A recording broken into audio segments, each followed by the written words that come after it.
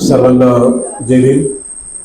आजचा आपला 27वा दिवस बुद्ध आणि त्याचा धम्म या ग्रंथाचं विवेचन आपण मागच्या 26 दिवसापासून या ठिकाणी पाहत आहोत। आता बघितलं भुसावळताईनं अतिशय सुंदर रीतीने 4 धम्म सोहळे किंवा दीक्षा ज्यांनी ज्यांनी घेतल्या, रठ्ठपाल असो, जीवक असो, राजा प्रसंजित त्यांची कशा पद्धतीने धम्म दीक्षा झाली याचा आपण काल 8 जणांचं अगोदरच या ठिकाणी व्यवस्थित विश्लेषण केलं होतं। कारण जेव्हा तथागत गौतम बुद्ध येऊन सारनाथकडे निघतात 250 किलोमीटरचा प्रवास करून, त्यांना ते 5 परिवर्जक भेटतात आणि त्यांना ज्या सदाचाराच्या गोष्टी असतात किंवा वैयक्तिक आचरणानं कशा पद्धतीनं वैयक्तिक शुद्धी करायची, सामाजिक शुद्धी कशी करायची याचं ते ज्ञान देतात। आणि त्याच्यातले ते नंतर ते बुद्धाचे 5 जण उपासक होतात। आणि त्याच्यानंतर त्याच रात्री आपण बघितलं की त्या ठिकाणी जसे एकुलते एक लाडाचे मुलं राहतात आणि त्यांच्या लाडामध्ये कशा पद्धतीने वाया जातात आणि ते वाया गेलेले मुलं जेव्हा त्या बागेमध्ये बसून तो विहळत असतो की काय हे दुःख, किती हे दुःख, कारण तो नुसता दारू आणि बाकी अंमली पदार्थाच्या व्यसनाच्या नादी लागतो, व्यभिचाराच्या नादी लागतो आणि अशा पद्धतीने तो म्हणजे कदळून जातो आणि कदळल्याच्या नंतर स्वतःलाच पुरपडतो की मला आता आत्महत्या करावीशी वाटते, मला या जगामध्ये राहावंसं नाही वाटते। तेवढ्यात त्या गार्डनमध्ये किंवा त्या बगीच्यामध्ये सिद्धार्थ गौतम बुद्ध हे शतपावली करत असतात आणि त्याचे ते शब्द ऐकल्याच्या नंतर त्यांना त्याच्या जवळ जातात आणि त्याला विचारतात की तुला काय झालंय। मग त्याची ती त्याला व्यवस्थित विचारतात आणि त्याला तो सदाचाराचा मार्ग, नवीन जीवन जगण्याचा मार्ग त्यांना तो सांगतात। अशा पद्धतीची ती पहिली यशची धम्मदीक्षा आपण बघितली। त्याच्यानंतर तिन्ही कश्यप बंधूची, ज्यांचे नदी कश्यप, गया कश्यप, उर्मिला कश्यप यांचे 500 जटिल लोक अतिशय जे अग्निपूजक होते, नुसते सकाळ संध्याकाळ नुसते अग्निपूजक करायचे, आहुती द्यायचे सकाळ संध्याकाळ, आणि हाच सदाचाराचा मार्ग आहे किंवा हाच मानवाच्या सुखाचा मार्ग आहे।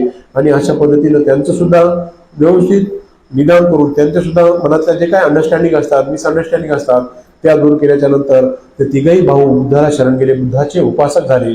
त्याच्यानंतर सारिपुत्त आणि मोगलान हे जे ब्राह्मण भिक्षू होते, ब्राह्मण जे संन्यासी होते, त्यांनी सुद्धा जे संजय नावाचे जे शिष्य होते त्यांचं त्यांना आवडत नव्हतं। आणि जेव्हा ते 5 संन्यासापैकी जे अश्वजित नावाचे महस्तवीर त्यांना भेटतात आणि शांत संयमी स्वभावाचे ते चालत असताना दिसतात त्यांना, आणि त्याच्या त्या चाललेल्या वाणीने ते प्रभावित होतात आणि प्रभावित झाल्याच्या नंतर त्यांना विचारतात की सुखाचा मार्ग कोणता सापडला, एवढा शांत संयमी कसे तुम्ही जात आहात।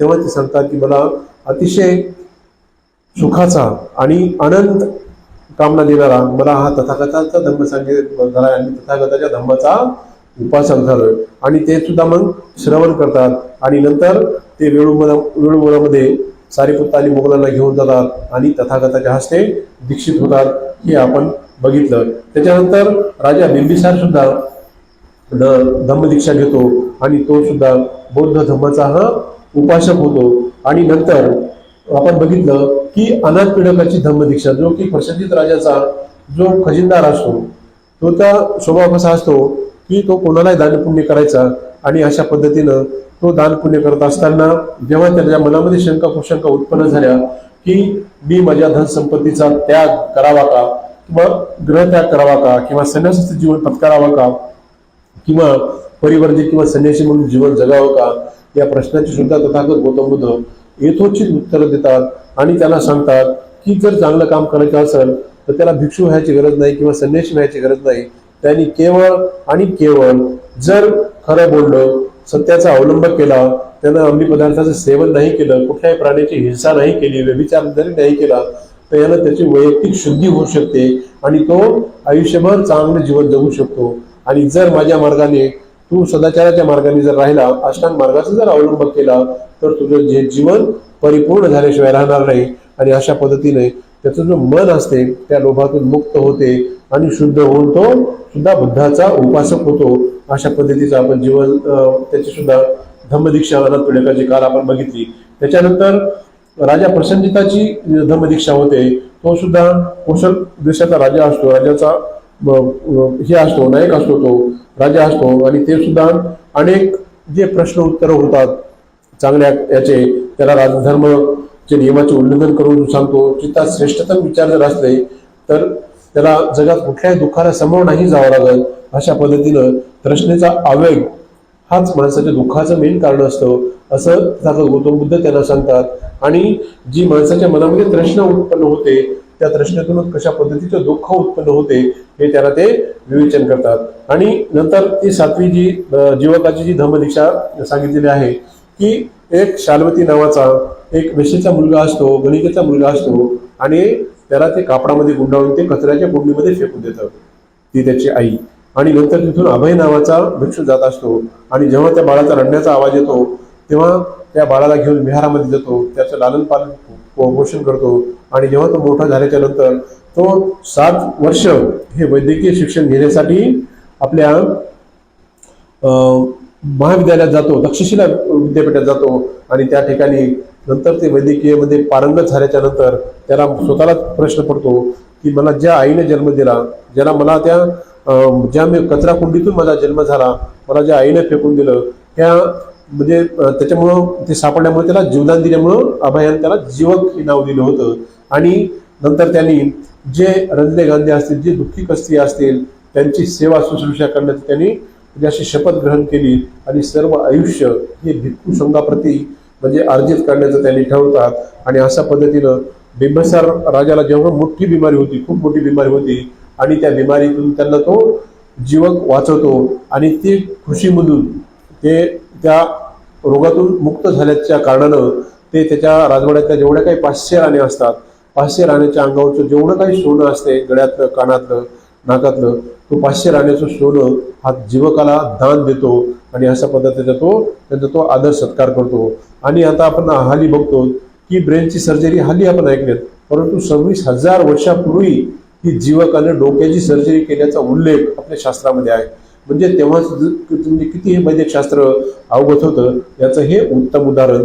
आणि त्याच पद्धतीनं जर समजा आता एखाद्याच्या डोळ्यामध्ये एखादं कुसळ गेलं किंवा एखादं फॉरेन बॉडी जर गेली, तर तेव्हा तर काही शस्त्र नव्हते, गरम करण्याचं काही माध्यम नव्हते, पण तेव्हा अशी काही विद्या म्हणजे होती IQ पॉवरफुल की त्याचं ते शस्त्र काढायचे. किंवा एखाद्याच्या अंगामध्ये जर बाण घुसला तर त्या बाणाला काय करायचं, एखाद्या झाडाखाली न्यायचे, त्याची जी गच्च हलणारी फांदी जी असते त्या फांदीला एक टोक आणि दुसरं दोराचं जर टोक असतो त्या बाणाला, किंवा ते शल्य असते डोळ्यातला असो किंवा शरीरातला असो, त्या टोकाला ते बांधायचे. आणि हळूवार ती जी फांदी असतात ती सोडत असत, आणि आलमगती जे शल्य असते ते निघत होतं. पहिली जी प्रोसिजर होती शस्त्रक्रियेची जीवकाच्या काळामध्ये, ती आता तरी म्हणजे दोऱ्यानं टाका मारण्याची निघाली, आता तर पंचिंग निघाली, स्टॅपल निघाली. म्हणजे हे सुद्धा मारण्याची गरज नाही, डायरेक्ट डॉक्टर लोक स्टेपल करायला तसं पद्धतशीर 8-15 दिवसामध्ये राईट काढायची गरज नाही, आणायची गरज नाही, काहीच नाही. नुसत्या त्या पिण्या काढल्या की राईट. मधले सुद्धा कॅटगट असे मारतात की तिचं माणसामध्ये रूपांतर होऊन जाते. परंतु तेव्हा सर्जरी कशा पद्धतीची असेल याचं एक तुम्हाला सुंदर उदाहरण सांगतो जीवकाच्या काळातलं, की असं काही शस्त्र लागायचं, चाकू, तलवार, भाला जर लागायचं असतं आणि त्याला जर शस्त्रक्रियेची गरज पडली तर त्याला ते आणल्याच्या नंतर जे आपण मुंगळे चावणारे जे मुंगळे असतात ते मुंगळे आणून असे टोपलभर मुंगळे आणून जवळ ठेवायचे. आणि तो जो व्रण असतो त्या व्रणाला असं बांधून एक एक एक एक एक एक ते मुंगळा त्याला लावत होते. आणि ते मग त्या रक्ताच्या यानं ते असं धरत होतं गच्च, आणि नंतर त्यांचे ते डोके असे कट होत होते. आणि अशा पद्धतीचे ते टाके म्हणजे व्यवस्थित मारत होते त्या म्हणजे ते एक औषध म्हणून त्याचा ते उपयोग होत होता त्या मुंगळ्यांचा. आणि अशा पद्धतीनं ती शस्त्रक्रिया सुद्धा त्या ठिकाणी चालत होती. आणि जेव्हा समजा असे मोतीबिंदू सारखे किंवा डोळ्याचे जर आजार असायचे तर एक असा काही ड्रॉप असायचा की जेणेकरून ते जे पांढऱ्या याच्यामध्ये जे काळा डाग असते ते कशा पद्धतीने घुसत याचं सुद्धा तेव्हाचं ते म्हणजे टेक्निक होतं. आणि अशा पद्धतीचा हा जीवक जगामध्ये सगळ्यात श्रेष्ठ वैद्यक शास्त्रामध्ये गणला जातो. आणि नंतर जे आधुनिक जे विज्ञानाचं शास्त्र किंवा जे वैद्यकीय शास्त्र जे निर्माण झालंय तिथूनच नंतर हे वैद्यकीय शास्त्राचा हा विकास झाला. सर्जरी असो, मेडिसिन असो, कुठलेही डिपार्टमेंट असो, हा जो बेसिक डाटा आहे हा तथागत गौतम बुद्धापासूनच आलेला आहे. कारण तथागत गौतम बुद्ध एवढा डॉक्टर कोणताच मोठा नाही बघा. कारण दुःख आणि दुःखाचं निवारण, डॉक्टरकडे गेल्यानं काय करते, अंग दुखते, अंग दुखाच्या गोळ्या देते, साधी गोष्ट आहे. परंतु यांनी पूर्ण बेसिक विदाऊट अँटीबायोटिकचं माणसाचं मन शुद्ध करून त्याला बिमारच पडणार नाही याची गॅरंटी वाढली घेतली. म्हणून जगात जे सगळ्यात मोठा डॉक्टर होऊन गेला ते म्हणजे केवळ आणि केवळ तथागत भगवान गौतम बुद्ध.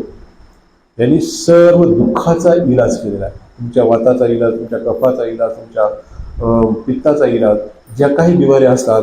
गांधार देशामध्ये बघितलं एक भिक्षूला गॅस्ट्रोएंटरायटिस झाला होता, त्याला आणतात, त्याला आंघोळ घालतात आणि त्याच्यानंतर त्याची सेवा शुश्रूषा करतात, त्याला मेडिसिन देतात आणि अशा पद्धतीनं त्याचं ते रोग तिथे दूर केल्याचं सुद्धा आपण ऐकलेलं आहे, आपण वाचलेलं आहे. आणि अशा पद्धतीनं हे युवक ह्या भिक्षू संघाची सेवा करत असताना तथागत गौतम बुद्ध त्यांना दीक्षित करत नाहीत. कारण त्याचं असं प्रामाणिकपणे म्हणणं असते तथागत गौतम बुद्धाचं की वैद्य किंवा डॉक्टर हा मोकळा असावा, यांच्यावर बंधनं नसावी.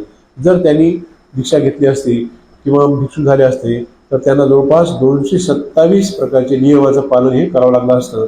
त्याच्यामुळं जे काही गोरगरीब रुग्ण असतील किंवा ज्यांना गरजे असतील, जखमी रुग्णी असतील किंवा जे जखमी भिक्षू असतील त्यांची सेवा शुश्रूषा नाही करता येणार, म्हणून त्यांना ते फक्त सेवा करण्याच्या संधीसाठी ठेवलं होतं आणि त्याला ते दीक्षित दिलं नव्हतं.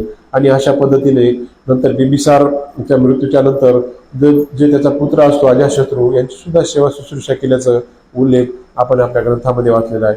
आणि त्याच्यानंतर शेवटची जी या ठिकाणी धम्मदीक्षा दिलेली आहे ती रठ्ठपालाची. रठ्ठपाल हा सगळ्या श्रीमंताचा श्रेष्ठीचा मुलगा असतो, अत्यंत श्रीमंत श्रेष्ठीचा मुलगा असतो आणि तो म्हणजे घरामध्ये वैतागून जातो. आणि अशा पद्धतीनं तो तथागतांना विनंती करतो की तुम्ही मला दीक्षित करा. परंतु त्यांनी सांगतात की तू आईवडिलाची, कारण आपल्या भिक्षू संघाचा असा आहे की जोपर्यंत वरिष्ठांची परवानगी नसते त्याच्या परवानगीशिवाय कोणालाही दीक्षित करता येत नाही. त्याच्यामुळं ते त्यांची परवानगी मागण्यासाठी देतात. रठ्ठपाल हा हट्ट करतो. हट्ट केल्याच्या नंतर आईवडिलांना मान्य करतो, कबूल करतो आणि नंतर परत तो याचा सदस्य होतो, भिक्षू संघाचा सदस्य होतो. आणि अशा पद्धतीनं सदस्य झाल्याच्या नंतर जेव्हा रठ्ठपाल भिक्षाटनासाठी येतो आणि योगायोगानं त्याच्याच घराच्या समोर हा भिक्षा मागत असतो, परंतु दुरूनच येत असताना त्याचे आईवडील त्याच्यावर ओरडतात की ह्या साधू संन्यासानं माझ्या पोराला बिघडवलं, माझ्या पोराचा सत्यानाश केला आणि त्याला भिक्षा द्यायची नाही, त्याला अर्वच्य भाषेमध्ये बोलले. आणि ते भिक्षू जे होते रठ्ठपाल ते चालले गेले. आणि गेल्याच्या नंतर त्याची जी दासी होती शिळा भात फेकून देत असताना झाडाखाली त्याला भिक्षा मिळालेली असते, ते झाडाखाली शांत भेटत असते. आणि तो रठ्ठपाल म्हणतो की तू जर फेकून देत असेल तर काय मला दे, मी त्याचं खातो. आणि हे बोल कारण जे असतात हे आमच्या राजाचेच आहेत किंवा आमच्या त्या याचेच आहेत, युवकाचेच आहेत असं ती नंतर तिच्या आईवडिलांना सांगते. शब्द ओळखते रठ्ठपालाचे. तो मुकाट्यानं त्या ठिकाणी खात असतो, तो शिळा भात खात असतो. आणि जेव्हा ही घटना त्याच्या आईवडिलांना कळते तेव्हा आईवडील त्याचे पूर्ण मनातून असे रुठून जातात, मायूस होतात की तू एवढा मोठा राजपुत्र आहेस, तू एवढा मोठा संपत्तीच्या घराण्याचा वारस आहेस आणि तू असा शिळा भात का खात आहेस, आम्हाला माफ कर. आणि तो रठ्ठपाल म्हणतो हे बघा की मी संन्यासी आहे, मी गौतम बुद्धाचं संन्यासत्व किंवा जे भिक्षू संघाची दीक्षा घेतलेली आहे, मी तुमच्याकडे आलो होतो परंतु मी साधी मला पोळीसुद्धा वाढली नाही, साधी पोळीसुद्धा नाही वाढली, तुमचं संपत्ती काय कामाची. आणि अशा पद्धतीचं ते टॉकिंग झाल्याच्या नंतर ते नंतर सिद्धार्थाकडे जातात आणि त्या ठिकाणी ते रठ्ठपाल बसलेला असतो. आणि ते रठ्ठपालाचे आईवडील म्हणतात की जेवढे काही सोनं नाणं चांदी जुमला आहे, हिरे जवाहर सगळे गाडीमध्ये भर आणि तू घेऊन जा. ते आम्हाला काय करायचं एवढं सोनं नाणं. आणि ते असे बाप लेकांचे जेव्हा संवाद होतात तेव्हा अतिशय सुंदर असं त्यांचं ते विश्लेषण आलेलं आहे की 4 तत्वाची मला जाणीव झाली आणि हे 4 तत्व मला सम्यक संबोधाने समजून सांगितलेलं आहे. ते 4 तत्वामध्ये तुमचं हे सोनं नाणं घेऊन काय करू, कारण जगत अनित्य आहे, याच्यावर कोणाचीही मालकी नाही, कधी ना कधी आपल्याला सोडून जायचं आहे. मग राजन उद्या हे सोनं नाणं हे बैलगाडी घेऊन कुठं जाऊ. आणि अशा पद्धतीचं हे पहिलं तत्व होतं. दुसरं तत्व ते असं सांगतात की या जगाचा निर्माण करता कोणीच नाही आणि अशा पद्धतीनं कोणी जगाचा नियमाकाही नाही. तिसरं तत्व असं सांगतात की माणसाचे माणसावर स्वामित्व म्हणजे अधिकार कोणत्याच गोष्टीवरचा नाही. माणूस येतो तो जन्माला आणि जातो तो पुण्यकर्म करून, असा अधिकारवाणीनं खरंच गड्या आता माझा आता गेल्याच्या नंतर सुद्धा याच्यावरच अधिकार आहे असा सांगणारा या जगाचा नियम नाही किंवा या सृष्टीचा नियम सुद्धा नाही. कारण आलं तसं हे जावंच लागते आणि तृष्णेच्या आहारी गेल्यामुळं आपण सर्व दुःखी आहोत हे वडिलाला सांगतो. कारण जगातील माणसं आपण सर्वजण जे संपत्ती मिळवण्याच्या नादात एकमेकांमध्ये वैर निर्माण करतो, एकमेकाचा द्वेष निर्माण करतो. आणि अशा पद्धतीचं हे ज्ञान, ही तृष्णा जर मुक्त केली तर माणूस हा म्हणजे त्याला ह्या सोन्या नाण्यापेक्षाही असीम सुख भेटते. त्याच्यामुळं राजन, तू जे हे म्हणतोस पुत्र नाताने तुझं ठीक आहे, परंतु हे तुझे गाडी बैलातून जे आणलेलं सोनं नाणं जवार हे आहेत ते घेऊन जा, मला काहीही लागत नाही. कारण माझ्या मनातली जी आसक्ती होती किंवा माझ्या मनात जे तृष्णा होत्या त्या तृष्णा, माझी अविद्या ही नष्ट झाली आणि त्या अविद्येमुळे माझं मन हे प्रसन्न झाले. माझ्या मनामध्ये अशुद्धता राहिली नाही, माझं मन शुद्ध झाले. मला सुख या तुझ्या सोन्यानं नाही मिळणार, तर मला जी मन शांती आहे ते माझं मन शुद्ध केल्यामुळेच मला मिळणार. आणि अशा पद्धतीनं जेव्हा तो राजा त्या गुराचे शब्द ऐकतो तेव्हा तथागताचे किती सत्य आहे याच्यात काहीच संदेश नाही. बाळा, तुला जिथं राहायचं तिथं राहा म्हणतो आणि सुखानं राहा असा विचार करून तो जो चालला जातो. कारण पुत्र या नात्याने बापाचं ते टॉकिंग म्हणजे साहजिक आहे कोणत्याही, परंतु गृहस्थी जीवन जगत असताना विविध प्रकारचे माणसं आपण ह्या जगामध्ये पाहत असतो. आणि हे पाहत असताना आपण कर्मबीज कसे असतात हे नेमकं आपण विसरून जातो. आणि जसे या पृथ्वी तलावरती किंवा या सृष्टीवर विविध प्रकारचे हे वृक्ष असतात, झाडे असतात आणि अशा पद्धतीनं विविध प्रकारचे जे तत्व असतात त्याच पद्धतीचे हे माणसं सुद्धा असतात. कारण जसे माणसाचे कर्मबीज असते तसेच आपल्याला फळ भेटत असते बघा. कारण एक ब्राह्मण एकदा भगवान बुद्धाकडे येतात आणि विचारतात की माणसे असून सुद्धा वेगवेगळ्या स्वभावाचे का असतात. एक साधा आणि सिंपल क्वेश्चन की माणसं तर माणसंच असतात, परंतु प्रत्येक माणसापेक्षा वेगळा का असतो. तर याचं ते तथागत गौतम बुद्ध त्याला अतिशय सुंदर उदाहरण देतात की एक सुख स्वभावाचं असतात तर एक वेगळ्या स्वभावाचे असतात. कुणी धार्मिक असतो तर कुणी अधार्मिक असतो. कुणाचा दान पुण्यावर विश्वास असतो तर कुणाचा भ्रष्टाचार करण्यावर विश्वास असतो. कुणी उच्च कुळात जन्मतो तर कुणी नीच कुळात जन्मतो. कुणी श्रीमंत आहे तर कुणी गरीब आहे. कुणी अतिशय सुंदर आहे तर कुणी अतिशय विद्रूप आहे. इत्यादी अशा स्वभावाची माणसे का असतात हा तथागताला साधा आणि सिंपल क्वेश्चन विचारतात. आणि तेव्हा तथागत गौतम बुद्ध त्यांना त्या ब्राह्मणाला प्रश्न विचारतात आणि भगवान बुद्ध म्हणतात की आपल्या आजूबाजूची झाडे सर्व सारखी का नाहीत. त्याला प्रतिप्रश्न करतात की आपल्या आजूबाजूची झाडे सर्व सारखी का नाहीत. काहीच पाणी हिरवी आहेत तर काहीची पाणी पिवळी आहेत. काही कमी उंचीची झाडे आहेत तर काही अति उंचीची झाडे आहेत. काहीची फळे गोड आहेत तर काहीची फळे निमुळते आहेत. काहीची फळे गोड आहेत तर काहीची फळे आंबट आहेत. काही रंगाने गुलाबी रंगाचे आहेत तर काही लाल रंगाची जांभळे आहेत. काही फळाचा आकाराचा वेगळा आकार आहे तर त्याची चव सुद्धा वेगवेगळ्या प्रकारची असते. झाडच आहे, मग यात फरक का. हा प्रतिप्रश्न तथागत गौतम बुद्ध त्या ब्राह्मणाला विचारतात की माणसंच असतात पण स्वभाव का वेगळे असतात. याचं हे उत्तर त्यांना त्याच्याच प्रश्नातून तथागत गौतम बुद्ध त्यांना देतात. प्रश्नाचं उत्तर देतात की झाडं वेगवेगळे कशा पद्धतीचे असतात का असतात. सफरचंद असो, जांब असो, जांभूळ असो, बोर असो, आंबा असो इत्यादी झाडांना वेगवेगळी फळं का लागतात.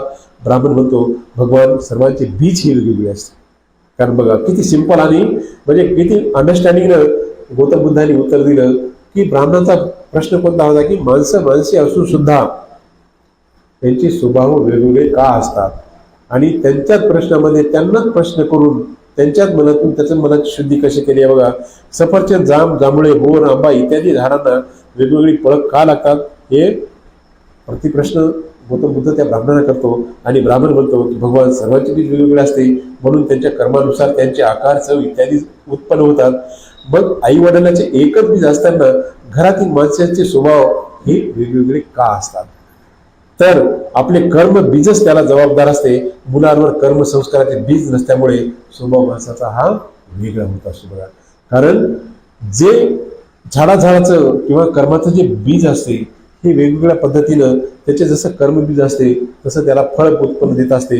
परंतु ही जी लाख मुलाचा प्रश्न तथागत गौतम बुद्ध करतात त्या ब्राह्मणाला, की आई वडिलाचं बीज एकच असते, परंतु एक भाऊ दारोड्या तर एक भाऊ श्रद्धावान का निघतो, एक भाऊ हुशार एक भाऊ कंगाल का निघतो, एक भाऊ चांगला तर एक भाऊ वाईट किंवा बहीण का जमत नाही. आणि अशा पद्धतीनं त्यांना जे कर्म जे असतात तर तथागत गौतम बुद्ध सांगतात की आई वडील जे कर्म घालायचे असतात, गर्भधान संस्कारापासून जे कर्म त्याच्यावरती घालतात, तिथं तरी कुठंतरी आई वडिलांचे कर्म हे त्या ठिकाणी कमी पडलेले असतात.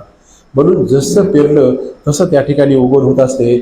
आणि अशा पद्धतीने मुलाचे नुसते गरजा भागवण्यापुरते आई वडील त्यांच्या आयुष्याचं हे लालन पोषण करतात.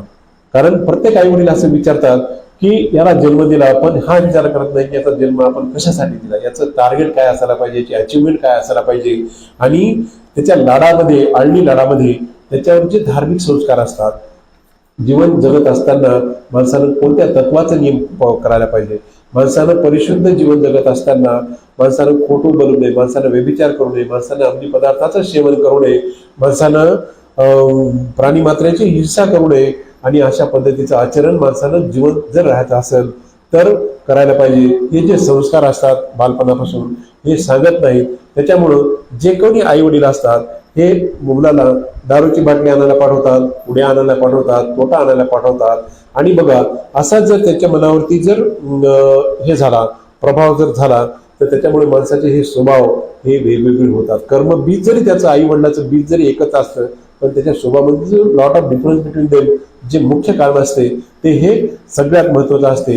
दुसरी गोष्ट बघा, आता हे स्वभावाचे लोक असतात त्यांचं चांगल्या लोकांशी कधीच जमत नाही. आता किती समजा आता एखादे 100 लोक जर असले एकत्र बसलेले, तर एखादा तंबाखू खाणारा माणूस जर असलं तर ते बिलकुल त्या तंबाखू पाल्याजवळच जाईल, ते दुसऱ्या माणसाजवळ येणार नाही. एखादा जर तोटा पुडी खाणारा असेल तर ते बरोबर त्या पुडी खाणाऱ्याजवळ उभं राहील, त्याच्याशीच बोलल, त्याच्याशी दोस्ताना करेल, त्याच्याशी त्याचं ते म्हणजे साठलोट करेल. जर एखादा दारुड्या असेल तर ते बिलकुल त्या दारुड्या तिथंच ते जाईल. एखादा जर चोर व्यक्तीचा माणूस असेल तर तो चोर चोराजवळच त्याची स्तुती करेल, त्याची वाहवा करेल, त्याची प्रशंसा करेल, परंतु तो चांगल्या माणसाची हे करेल. जे श्रद्धावान असेल तो श्रद्धावान बिलकुल भिक्षूच्या समोरच जाईल, श्रद्धावान उपासकाकडे जाईल आणि धार्मिक चर्चाच करेल. अशा स्वभाव जो असतो तो माणसाच्या ह्या प्रतिबिंब त्याच्या मनावरती पडत असतो. अशा पद्धतीचं जे संस्कार घालायला पाहिजे, शिक्षण द्यायला पाहिजे, कारण हे व्यावहारिक शिक्षण आपण देत नाही. आपल्या मुलांना विहाराकडे कधीच आणत नाही. जर विहाराकडेच त्याला विहार म्हणजे काय, डॉक्टर बाबासाहेब आंबेडकर म्हणजे काय, बुद्धाचं तत्वज्ञान म्हणजे जर काय हे जर विचारलं, दुसरे 5 जरी प्रश्न विचारले, 5 पैकी त्याने 3 जरी उत्तर दिले, तर खरंच गड्या तुम्ही काहीतरी संस्कार केले असं तथागत गौतम बुद्ध म्हणतात. मुलाच्या नुसत्या गरजा पुरवण्यात आई वडिलांचं पूर्ण आयुष्य जाते. त्याला त्याच्या शिक्षणासोबतच बुद्ध विहारात घेऊन जा, बुद्धाचे सिद्धांत समजून सांगा, कुशल संस्कार त्यांच्या मनावरती बिंबित करा, म्हणजे सुस्वभावाचे कर्मबीज तयार होईल. केवळ कर्मबीज नसल्यामुळे त्या मुलाचा स्वभाव हा वाईट नसतो, एक चांगला निघतो तर एक हा वाईट नसतो. आई वडिलांच्या लाडामुळे बिघडतात आणि असे समाजामध्ये असतात. आणि अशा उपासक उपासिकामध्ये भिक्खूमध्ये अशा स्वभावाची माणसे सापडतात. म्हणून जे स्वभावयुक्त गुणधर्म असतो, ते दीक्षांत जो समारंभ असतो किंवा तथागतांना जे ज्ञान झालेले असते, या ज्ञानाने माणसाचं आयुष्य हे प्रकाशमान होण्यासाठी बाबासाहेब आंबेडकरांनी आपल्याला बौद्ध धर्माची दीक्षा दिली. म्हणून जे बाल संस्कार ते घालायला पाहिजे. नाहीतर बघा, ज्याच्या मनामध्ये अंडरस्टँडिंग नाहीत किंवा अविद्या आहेत, जर बाईला दिवस गेले तर ती दळण निसताना माती खात बसते त्या दळणाने खडे. आणि दुसऱ्या शिक्षित किंवा जे ब्राह्मणाच्या बायका बघा, काजू खातील, बदाम खातील, पौर्णिमेचे उपवास धरतील, त्रिशरण पंचशील म्हणतात, जे आपल्यामध्ये गर्भदान संस्कार सांगितले. ते गर्भदान प्रत्येक महिन्याला भिक्षूचे असते, त्यांना भोजनदान देतील, त्यांना त्रिशरण पंचशील देतील. कारण गर्भविधी संस्कार हा आपल्या समाजामध्ये, आपल्या धार्मिक विधीमध्ये अत्यंत महत्वाचा आहे. त्याला पहिल्या महिन्यापासून त्या बाळावरला जर त्रिशरण पंचशीलचे हे जे शब्द जर त्याच्या कानावरती पडले, पोटात असत्यापासूनच, म्हणजे बाहेर येण्याच्या अगोदरच, तर त्याचं भावी पिढी हे होणार नाही का? कारण कर्मबीज, जसं बीज तुम्ही पेरसाल तसंच त्याचं ते वृक्ष निघणार, त्याचं झाड निघणार, असं तथागत गौतम बुद्ध म्हणतात. म्हणून आपल्या जे संस्कार आपल्याला नेमके कोणते आहेत हेच माहीत नाही. आपले धार्मिक संस्कार कोणते आहेत हेच माहीत नाही. आणि त्याच्यामुळं आपण काय करतो की आपण इतरांचे संस्कार करण्यामध्ये पारित होतो. बघा, हे धम्म दीक्षा समारंभ अशा रीतीने आपण ते 5 गुरुजी आणि हे 8 जे ब्राह्मण आहेत यांना दिल्याच्या नंतर आज भारताचा म्हणजे बौद्ध धर्म किती देशामध्ये गेला याचा विचार करा. मी थोडंसं तुम्हाला उदाहरण देतो. कारण आपल्या जगामध्ये सगळ्यात जास्त जर पॉप्युलेशन कोणाचं असेल तर ते फक्त बौद्धाचं. कंबोडियामध्ये जवळपास 97% लोक आहेत, जपानमध्ये 96%, थायलंडमध्ये 93%, मंगोलियामध्ये 93%, तैवानमध्ये 93%, म्यानमारमध्ये 90%, हाँगकाँगमध्ये 90%, भूतानमध्ये 84%, आयर्लंडमध्ये 75%, व्हिएतनाममध्ये 75%, श्रीलंकेमध्ये 75%, लाओसमध्ये 67%, सिंगापूरमध्ये 51%, चीनमध्ये 80%, साऊथ कोरियामध्ये 50%, मलेशियामध्ये 21%, नॉर्थ मरिनमध्ये 16%, नॉर्थ कोरियामध्ये 15%, नॉर्थ नाउरूमध्ये 11%, नेपाळमध्ये 15%, कतारमध्ये 6%, न्यूझीलंडमध्ये 5%, यूएमध्ये 4%, गोममध्ये 3.5%, कुवेत कॅनडामध्ये 3.5%, फ्रेंच गयानामध्ये 3.5%, ऑस्ट्रेलिया, कोस्टारिका आणि ब्राह्मणी याच्यामध्ये 2.5%, पनामा, लेबनॉन, मॉरिशस, अमेरिका याच्यामध्ये जवळपास 4%च्या वर आपले लोक आहेत. रशियामध्ये 1.4, नेदरलँड, इंग्लंड, जर्मनी, इंडोनेशिया इत्यादी देशामध्ये बाबासाहेबाचं हे बुद्धचं तत्वज्ञान हे प्रचार झाले. म्हणून त्यांचे जे देश आहेत हे असे विकसित राष्ट्र, त्यांचे जे इंजिनिअरिंग किंवा त्यांचे जे डॉक्टर होतात हे अतिशय सुज्ञ आणि पंचशिलाच्या मार्गावरती आचरण करणारे, अशा पद्धतीचं ही जी संस्कृती आहे, बुद्धाची संस्कृती आहे, याचं विवेचन केल्याच्या नंतर असा हा बुद्ध धर्माचा प्रचार आणि प्रसार हा होत गेला. म्हणून आपले सण कोणते, आपले वार कोणते याचं आपल्याला आकलन होणं गरजेचं आहे. बघा, कोणत्या तरी आपल्या भंतेजीनं किंवा डॉक्टर बाबासाहेब आंबेडकरांना सांगितलं का की एखाद्या म्हणजे कोणता सण साजरा करा, म्हणजे आंबेसा पौर्णिमा किंवा अष्टम्या दशम्या ज्या असतात त्याच्या व्यतिरिक्त सांगितले का? मी फक्त एका सणाचं उदाहरण देतो आणि तो आता जवळ येतो, तो म्हणजे रक्षाबंधन. बघा, ह्या रक्षाबंधनची हिस्ट्री काय असते तुम्हाला जर पटत असेल तुम्ही करा, अन्यथा नका करू. भारतरत्न पी.व्ही. काणे हे फार मोठे इतिहास तज्ञकार, त्यांना भारतरत्नाचा पुरस्कार मिळाला आहे. त्यांनी त्यांच्या पुस्तकामध्ये स्पष्टपणे ह्या सणाचा ते उल्लेख करतात की रक्षाबंधन म्हणजे काय.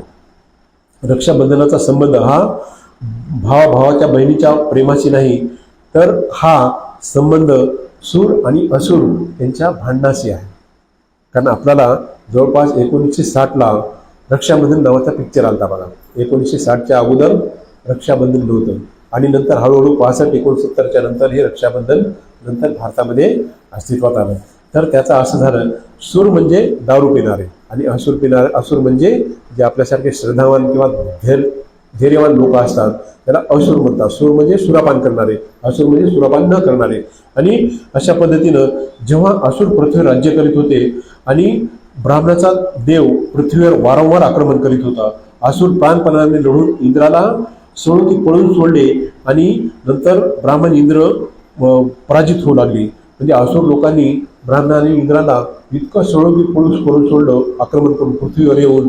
आणि अशा पद्धतीनं नंतर इंद्र काय करते की समुद्राच्या तळाशी जाऊन लपते. इंद्र म्हणजे देवांचा देव. आणि म्हणून ब्राह्मण इंद्राच्या पत्नीला चिडू लागतात, इंद्राच्या बायकोला त्याला चिडवतात, तुझा पळकुट्या नवरा हा समुद्राच्या काठी गेलाय. आणि मग तिचं ते अपमान वाटते. आणि अशा पद्धतीनं तिला त्या इंद्राची पत्नी इंद्रायणीने मग काय करते, एक सोन्याचा धागा त्यात काही मणी गोते आणि ती रक्षा, संस्कृतमध्ये रक्षा म्हणतात, ते संस्कृत शब्द आहे. आणि त्याच्यानंतर उजव्या हाताच्या मनगटावर बांधते आणि त्याचे मग मनोबल वाढते. ती जेव्हा रक्षा ते सोन्याचा मणी आणि ते काळा धागा बांधते आणि ते बांधल्याच्या नंतर त्याचं असं मनोबल वाढते आणि नंतर मनोबल वाढल्याच्या नंतर मग तो असुराचे मुंडके छाटतो. आणि अशा पद्धतीचं ते याच्यामध्ये जे हिस्टॉरिकल हे आहे ती या ठिकाणी आपल्याला बघायला मिळते. आणि त्याच्यानंतर मग त्या देवांचा विजय होतो. आणि अशा पद्धतीने महापुरुषांना मारल्यानंतर, कारण असुर म्हणजे प्रामाणिकपणे चांगले सदाचारी लोक, आणि अशा सदाचारी लोकांची हत्या केल्याच्या नंतर मग सणवारे केले. आणि सण सुद्धा कसे डिवाइड केले बघा चातुर्वर्ण्यानुसार, की होलिका, दिवाळीचा बळी, दसराचा रावण, गुढीपाडवाचा शंभूराजाचा वध मारल्यानंतर, आणि बुद्ध गुरु पौर्णिमा तथागतानंतर 600 वर्षानंतर व्यासाने सुरू केली. अनेक देवाच्या नावावर दोन्ही गुरु पौर्णिमा साजरी करताना दिसतात. रक्षाबंधन हा ब्राह्मणाचा सण, दसरा हा क्षत्रियांचा सण, दिवाळी हा वैश्याचा क्षण, आणि होळी हा शूद्रांचा सण. अशा पद्धतीनं सणांचं सुद्धा त्यांनी डिवायडेशन केलेलं आहे. आणि ब्राह्मण बहुजनाच्या घरी जाऊन लाल धागा बांधतो बघा. आणि काय म्हणतो, जे रक्षाबंधनाच्या दिवशी ब्राह्मण हे उपासकाला किंवा लोकांना लाल धागा बांधतात. एकमेव सण असतो त्यांचा तो. आणि त्याला एक म्हणतात की एक बंधू बलिराजा, दान बली विद्रम महाबली, एतम ततम अहम वंदामी माचल माचल माचल. म्हणजे याचा अर्थ काय होते की ज्याप्रमाणे आमचे पूर्वज दानवीर बलिराजा याला बंदी बनवून ठार केले, त्याप्रमाणे लाल धागा बांधून मी तुला मानसिकरित्या बंदी करीत आहे.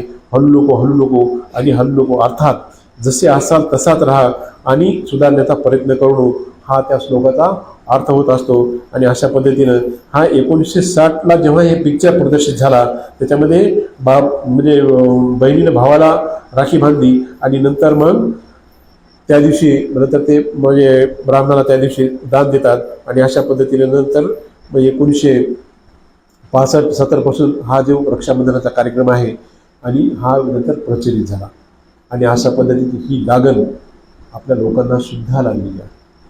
म्हणून आपण विचारपूर्वक करत असताना तुम्ही जेव्हा भावाकडून राखी बांधून घेता, तेव्हा फक्त एकच भावाकडून शपथ घ्या की भाऊ तू पुडी खाऊ नको, भाऊ तू तोटा खाऊ नको, भाऊ तू दारू पिऊ नको, भाऊ तू पत्नीशी चांगला व्यवहार कर, पत्नीशी एकनिष्ठ राहा, आणि भांडण तंटा करू नको, काया वाणी वाचने तू प्रामाणिकपणे राहा.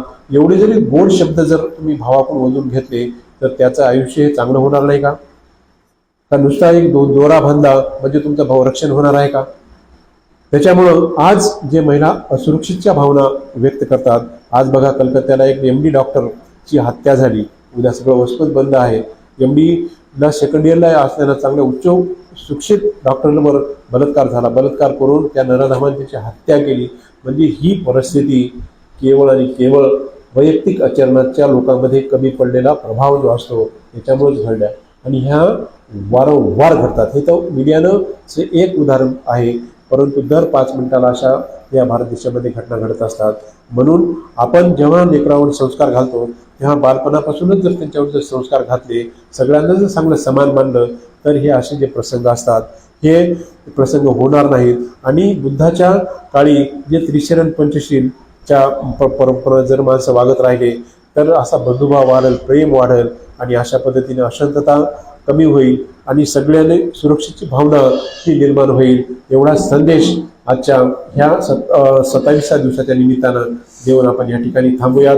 आणि उद्याच्या चौथा भाग आपला सुरू होतोय धम्मदीक्षेचा. आपण उद्या अजून जे काही नवीन डॉक्टर बाबासाहेब आंबेडकरांनी आपल्याला जे तत्वज्ञान दिले त्या तत्वज्ञानाचा आपण अभ्यास करूयात. कारण विहार म्हणजे ही आपली थिअरी आहे. कारण थिअरी आपण डिटेलमध्ये डॉक्टर बाबासाहेबांनी जे आपल्यासाठी ग्रहण केलेली आहे, आपल्यासाठी जी दिलेली आहे, त्याचं अवलोकन हे आपल्याला झालंच असले पाहिजे.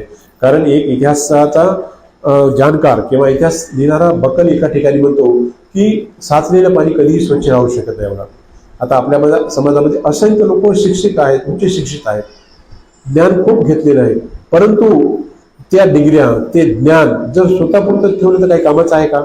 नाही. त्याच पद्धतीनं जर एखादं पाण्याचं तलाव जर असता, पाण्याचं जर डबकं जर असलं, तर त्याला वारंवार जर आपण टोपल्यानं जर हापसलं तर त्याला काय लागेल? सध्या म्हणजे झरे लागतील की नाही, स्वच्छ पाण्याचे झरे लागतील की नाही. त्याच्यामुळे आपल्यामध्ये जे हे गम बसला आहे किंवा आपल्या डोक्यातला जो गंज आहे, या वारंवार विचारानं किंवा वारंवार एकत्र येण्यानं, वारंवार चिंतनाच्या याच्यानं आपलं मन हे शुद्ध होईल. आणि आपल्याला नवीन बाबासाहेब आंबेडकरांनी काय किती म्हणजे एक खजाना दिला, या खजान्याचं सत्य ज्ञान होईल. त्यामुळे आपण नियमितपणे विहाराकडे येणं गरजेचं आहे. एवढं बोलून ह्या ठिकाणी आपण थांबूया आणि दोन्ही हात जोडा.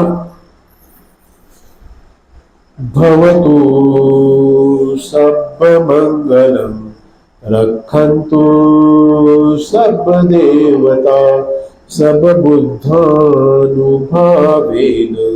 सदा शान्ति भवतु ते भवतु सर्वमङ्गलं रक्षन्तु सब देवता सब धर्मानुभावेन सदा शान्ति भवतु ते भवतु सर्वमङ्गलं रक्षन्तु सब देवता सब संघानुभावेन